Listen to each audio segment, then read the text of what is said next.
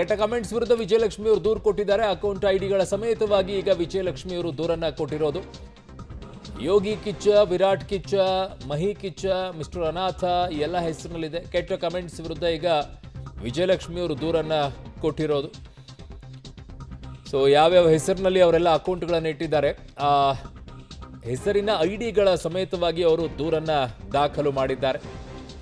So ಇದು ಉದ್ದೇಶ ಏನೇ ಇರಾಗಿರ್ಬೋದು, ನಾಳೆಗೆ ಇನ್ಯಾರ್ದು ಅಭಿಮಾನಿಗಳು ಇವರ ಹೆಸರನ್ನು ಇಟ್ಕೊಂಡ್ಬಿಟ್ಟು ಆ ಥರ ಕಮೆಂಟ್ ಮಾಡ್ಬೋದು, ಕೆಟ್ಟ ಹೆಸರು ಬರಲಿ ಅಂತೇಳಿ. ಆ ಥರ ಪಿತೂರಿನೂ ಕೂಡ ಮಾಡಬಹುದು. ಈ ಹಿಂದೆನೂ ಕೂಡ ಆಗಿದೆ, ಅನೇಕ ಕಡೆಗಳಲ್ಲಿ ಆಗಿದೆ. ಅವ್ರು ನಿಜವಾಗಿಯೂ ಅಭಿಮಾನಿಗಳು ಬೇರೆಯವರಾಗಿರ್ತಾರೆ. ಆದರೆ ಇಲ್ಲಿ ಮಾಡುವಂಥದ್ದು ಇನ್ಯಾರ್ದು ಅಭಿಮಾನಿಗಳಂತ ಹೇಳ್ಬಿಟ್ಟು ಅಕೌಂಟ್ ಓಪನ್ ಮಾಡ್ತಾರೆ. ಅದು ಯಾವಾಗ ಅಕೌಂಟ್ ಓಪನ್ ಆಗಿದ್ದು ಏನು ಅನ್ನೋದನ್ನು ಫಸ್ಟ್ ಹುಡುಕಬೇಕು.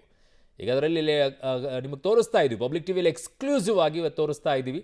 ಅವ್ರು ಕೊಟ್ಟಿರುವಂತಹ ಕಂಪ್ಲೇಂಟ್ ಏನಿದೆ, ಆ ದೂರಿನ ಪ್ರತಿ ಏನಿದೆ, ಅದನ್ನು ನಿಮ್ಮ ಮುಂದೆ ಇಡ್ತಾ ಇದ್ದೀವಿ. ಅದರಲ್ಲಿ ಸ್ಪಷ್ಟವಾಗಿ ಯಾವ್ಯಾವ ಅಕೌಂಟ್ಗಳಿಗೆ ಲಿಂಕ್ ಏನಿದೆ, ಆ ಲಿಂಕನ್ನು ಕೂಡ ಸಮೇತವಾಗಿ ಅವ್ರು ಹಾಕಿದ್ದಾರೆ. ಆಲ್ಮೋಸ್ಟ್ ಆಲ್ ಈಗ ಡಿಲೀಟ್ ಮಾಡ್ಕೊಳ್ಬಹುದೇನೋ, ಆದರೂ ಕೂಡ ಡಿಲೀಟ್ ಮಾಡಿದರೂ ಕೂಡ ಯಾರ ಅಕೌಂಟ್ ಅನ್ನುವಂಥದ್ದನ್ನು ಪತ್ತೆ ಹಚ್ಚೋದ್ರಲ್ಲಿ ಪೊಲೀಸರು ಮುಂದಾಗಿ ಆಗ್ತಾರೆ. ಕಾರಣ ಬಾಯಿಗೆ ಬಂದಂಗೆಲ್ಲ ನೀವು ಕಮೆಂಟ್ ಮಾಡಿಕೊಂಡು ಈ ಥರ ಎಲ್ಲ ಇದ್ದರೆ ಆಗೋದಿಲ್ಲ. ಒಂದು ಚೆನ್ನಾಗಿರಬೇಕು. ಕಮೆಂಟ್ ಟೀಕೆಗಳು ಏನಿದ್ದಾವೆ ಇನ್ನೊಬ್ಬರಿಗೆ ಸಲಹೆ ರೂಪದಲ್ಲಿರಬೇಕು. ಅದು ಇನ್ನೊಬ್ಬರಿಗೆ ನೋವು ಮಾಡೋ ರೀತಿಯಲ್ಲಿ ಇರಬಾರ್ದು. ನನ್ನ ಸಹೋದ್ಯೋಗಿ ನಾಗೇಶ್ ನನ್ನ ಸಂಪರ್ಕದಲ್ಲಿದ್ದಾರೆ. ನಾಗೇಶ್, ಈಗ ಎಷ್ಟು ಈ ಅಕೌಂಟ್ಗಳನ್ನು ಇದ್ದಾವೆ ಅಂತ ಹೇಳಿ 50 ಅಕೌಂಟ್ಗಳು 150 ಕಮೆಂಟ್ಸ್ಗಳಂತ ಏನು ಹೇಳ್ತಾ ಇದ್ದಾರೆ ಈ ವಿಚಾರದಲ್ಲಿ, ಇದು ಇನ್ನೂ ಕೂಡ ಹೆಚ್ಚಾಗುವಂಥ ಸಾಧ್ಯತೆ ಏನಾದರೂ ಇದೆಯಾ?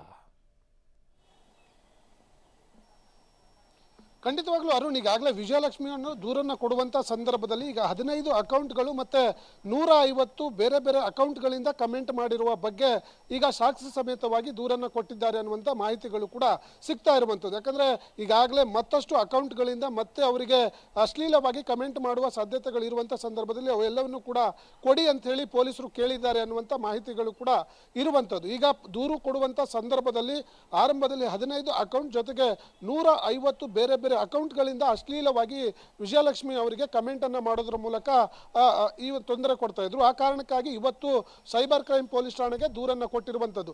ವಿಜಯಲಕ್ಷ್ಮಿ ಕೊಟ್ಟಂಥ ದೂರಿನ ಆಧಾರದ ಮೇಲೆ ಈಗ ಸೈಬರ್ ಕ್ರೈಮ್ ಪೊಲೀಸ್ ಠಾಣೆಯಲ್ಲಿ ಇನ್ನೇನು ಅರ್ಧ ಗಂಟೆ ಒಳಗಡೆ ಆಗಿ FIR ಮಾಡಿದ ಬಳಿಕ ಯಾವೆಲ್ಲ ಅಕೌಂಟ್ಗಳನ್ನು ಕೊಟ್ಟಿದ್ದಾರೋ ಅಕೌಂಟ್ಗಳನ್ನು ಪರಿಶೀಲನೆ ಮಾಡುವಂಥ ಕೆಲಸವನ್ನು ಮಾಡ್ತಿರುವಂಥದ್ದು. ಇನ್ಸ್ಟಾಗ್ರಾಮ್ ಆಗಲಿ, ಫೇಸ್ಬುಕ್ ಆಗಲಿ, ಬೇರೆ ಬೇರೆ ಸೋಷಿಯಲ್ ಮೀಡಿಯಾಗಳಿಂದ ಅವರಿಗೇನು ಅಶ್ಲೀಲವಾಗಿ ಕಮೆಂಟನ್ನು ಮಾಡಿದ್ದಾರೆ ಆ ಅಕೌಂಟ್ಗಳನ್ನು ಪರಿಶೀಲನೆ ಮಾಡಿ ಯಾರು ಮೇಂಟೈನ್ ಮಾಡ್ತಿದ್ದಾರೆ ಅನ್ನುವಂಥದ್ದು ಪರಿಶೀಲನೆ ಮಾಡಿ ಅನಂತರ ಅವರನ್ನ ಬಂಧನ ಮಾಡುವಂಥ ಸಾಧ್ಯತೆಗಳು ಕೂಡ ಇರುತ್ತೆ. ಬಂಧನ ಮಾಡಿ ಈ ಹಿಂದೆ ರಮ್ಯಾ ಅವರು ಕೂಡ ಇದೇ ರೀತಿಯಾಗಿ ಅಶ್ಲೀಲವಾಗಿ ಸೋಷಿಯಲ್ ಮೀಡಿಯಾದಲ್ಲಿ ಕಮೆಂಟ್ ಮಾಡಿದ್ರು ಅಂತ ಹೇಳಿ ದೂರನ್ನು ಕೊಟ್ಟಿದ್ರು. ದೂರು ಕೊಟ್ಟಾದ ಬಳಿಕ ಸುಮಾರು 12 ಜನಕ್ಕೂ ಹೆಚ್ಚು ಸೋಷಿಯಲ್ ಮೀಡಿಯಾದಲ್ಲಿ ಕಮೆಂಟ್ ಮಾಡಿದ್ದಂಥವ್ರನ್ನ ಬಂಧನ ಮಾಡಿದ್ರು. ಬಂಧನ ಮಾಡಿದ ಬಳಿಕ ಅವರಿಗೆ ಜೈಲಿಗೆ ಕಳಿಸಿದ್ರು. ಜೈಲಿಗೆ ಕಳಿಸಾದ ಬಳಿಕ ಯಾರೂ ಕೂಡ ಬೇಲ್ ಕೊಡಲಿಕ್ಕೂ ಕೂಡ ಅವರಿಗೆ ಮುಂದಾಗಿರಲಿಲ್ಲ. ಅದೇ ರೀತಿಯಾಗಿ ಈ ವಿಜಯಲಕ್ಷ್ಮಿ ಅವರಿಗೂ ಕೂಡ ಕೆಟ್ಟದಾಗಿ ಕಮೆಂಟ್ ಮಾಡಿಯವರ ವಿರುದ್ಧ ಕ್ರಮ ಕೈಗೊಳ್ಳಲಿಕ್ಕೆ ಈಗಾಗಲೇ ಬೆಂಗಳೂರಿನ ಸೈಬರ್ ಕ್ರೈಮ್ ಪೊಲೀಸರು ಮುಂದಾಗ್ತಿದ್ದಾರೆ ಅನ್ನುವಂಥ ಮಾಹಿತಿಗಳು ಈಗ ಗೊತ್ತಾಗ್ತಿರುವಂಥದ್ದು. ಅರುಣ್,